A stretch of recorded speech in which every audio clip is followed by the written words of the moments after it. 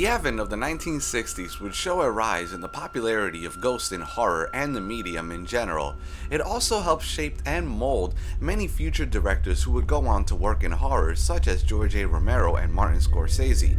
To pinpoint the start of these inspiring films, we need to look no further than Carnival of Souls, a 1962 American independent horror film starring Candice Hilligoss and directed by Herc Harvey for an estimated $33,000. The film did not gain a widespread attention when it originally released, as a double feature with The Devil's Messenger. Today, however, it is considered a cult classic. Its plot follows a young woman whose life is disturbed after a car accident, finding herself drawn to the pavilion of an abandoned carnival. Set to an organ score by Gene Moore, Carnival of Souls relies more on atmosphere than on special effects to create a mood of unease and foreboding dread. The film has a large cult following and is occasionally screened at film and Halloween festivals.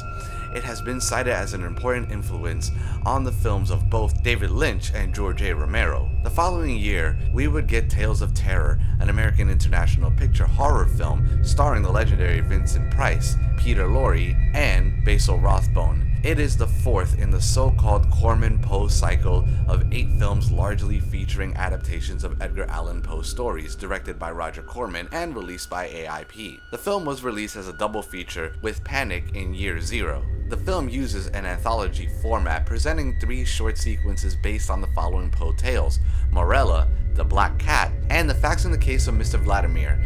Each sequence is introduced via voiceover narration by Vincent Price, who also appears in all 3 narratives. The story Morella was remade in the 1990s as The Haunting of Morella. And finally, we take a look at one of the most important ghost films and psychological thrillers with The Haunting, a 1963 British psychological horror film directed by and produced by Robert Wise and adapted by Nelson Gidding from the 1959 novel The Haunting of Hill House by Shirley Jackson.